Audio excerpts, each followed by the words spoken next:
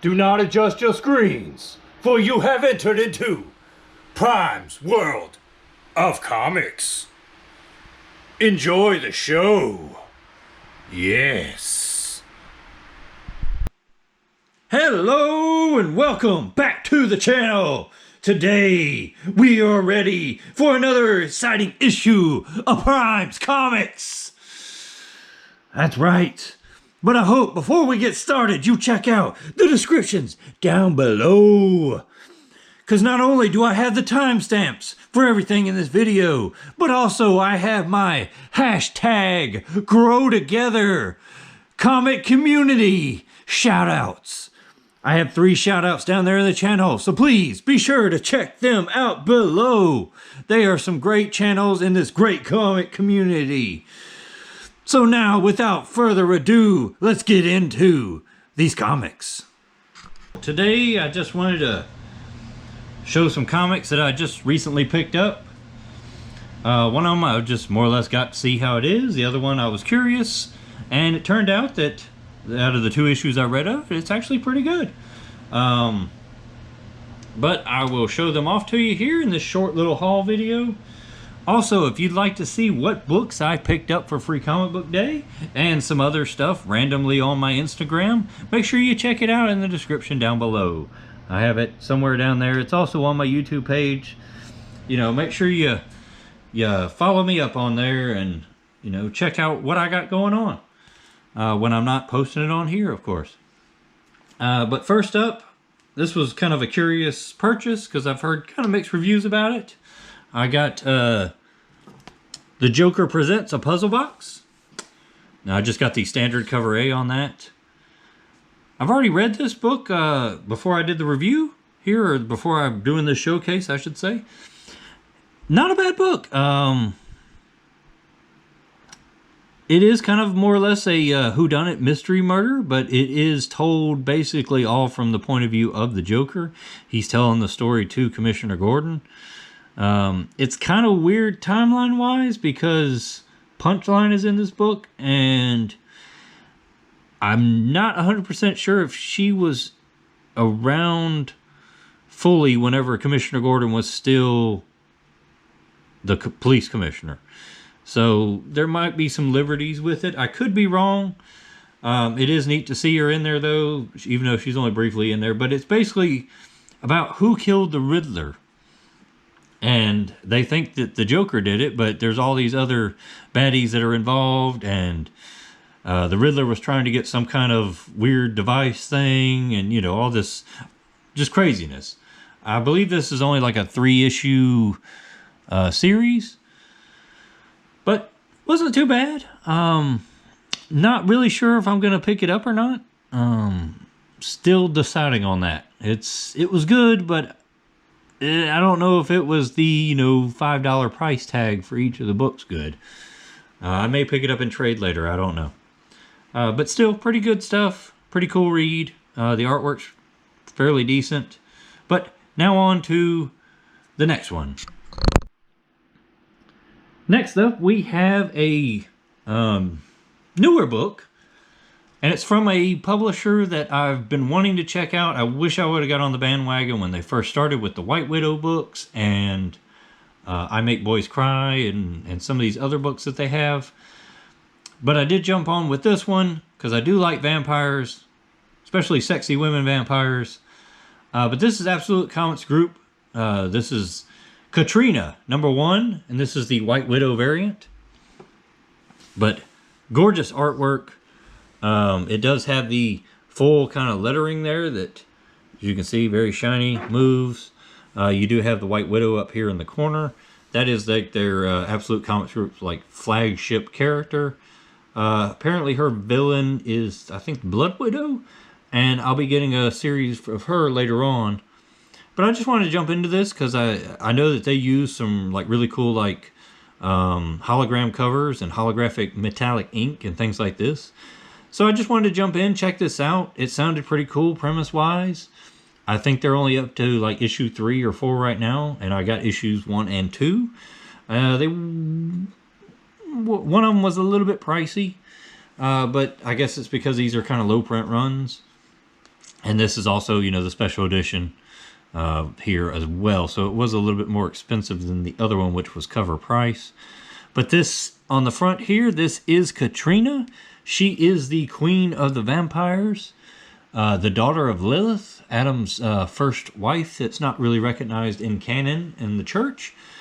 But basically this follows a police detective named Jackie, I believe so, and her partner, who is also kind of her lover in the story. And Hurricane Katrina is coming to hit in the New Orleans area, and this is all set in 2005. Now the premise is actually really, really cool. I'll show you it here real quick, but it's basically that in the 1800s, to make the seedy French Quarter a little more, you know, desirable for the upscale gentlemen and ladies, the French families were tricked to send their daughters there, you know, because they said there's bunches of eligible young men there in New Orleans. Go there, check it out. And so they went there with their dowries. And the dowries were in the shape of, like, they were these coffin-shaped trousseaux, which were these big old storage box things. So they gave the girls the nickname of casket girls. This one, what is it, Ursuline convent came and got them on the docks to make sure that they didn't fall into the hands of the seedy gentlemen there in New Orleans. Now, the second phase of the plan was to send word that to the eligible young men there in France that all these beautiful young women were plentiful there in New Orleans. Come get them, come marry them, get their dowries, you know, all that fun stuff. But this story basically takes place right here in this particular church. And this is some of the artwork here. This is the partner right there. Here is Jackie, our main character, more or less. Well, more main characters. A little scene where they're about to get it on. Oh yeah. Some guy checks them out though, pants all down running. And then this is how it ends here with a twister touching down right there in the French Quarter. Them running to that particular church. And next issue you got Katrina there with the floodwaters all around her. But I will say, the first issue was a little... It's interesting. It had me hooked enough to want issue number 2. I'm glad I picked it up. And I will show off issue number 2 next up. Alright, and this is Katrina number 2. This is the standard cover A by, I believe, Twinkle Planet. But you have Katrina here, basically just barely being covered by her hair and that cross up there on the church. You have our two main characters here, and you also get the other main character that's going to be in the story, the priest, in this book. This basically just continues on, and as they flee, they run into the church. They find our priest right here, and he's basically like telling them they shouldn't be there because it has something to do with Katrina's revenge. There's 12 families of New Orleans that were very prominent. They're the ones that locked her away when she came out. And I believe that he and Jackie there both are part of that family, as is the apostle here of the church. And she's going to get revenge on the 12. But they can hear her. Most people cannot hear her up there. Katrina in her weakened state. And he goes up to check it out. What is his name? Henry, I think, is his name.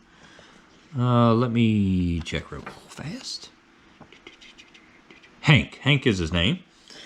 And he goes up there to check on her. And when he does, she's just some withered old lady, all naked up there. And then she bites him. And oh, crap. Now she is coming to life. Getting that lifeblood. The priest gets back up.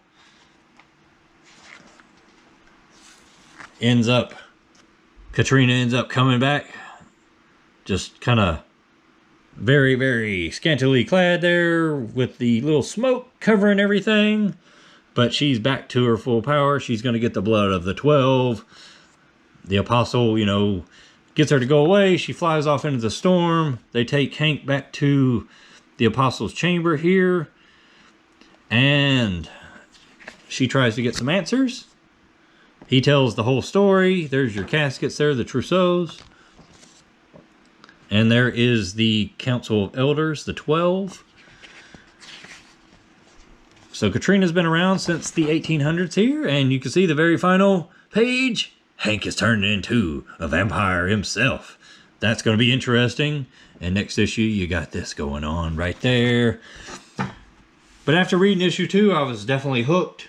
So I went ahead and I got issue 3 on pre-order, and I got issue 4 on pre-order as well. So I'm looking forward to reading more of this story. Pretty neat premise, and I'd like to see where it goes, and and how much of it's going to take place here in New Orleans, or is it going to go outside of New Orleans, or who are the 12? There's so many questions here. Are they going to be able to stop her? All this crazy stuff. So looking forward to it. Very excited to read some more of Katrina and check out more from Absolute Comics Group. All right, I want to appreciate you stopping by, and thank you for watching this video. Thank you for taking the time out of your day. If you enjoyed this, please like, comment down below. Do any of these books interest you? Have you read these books before? What do you think about them? I know this was a very short haul, and there was a lot of me rambling on about these books. But like I said, once again, I appreciate you watching. Hope you have a great day. Prime is out. Mazash. Yes.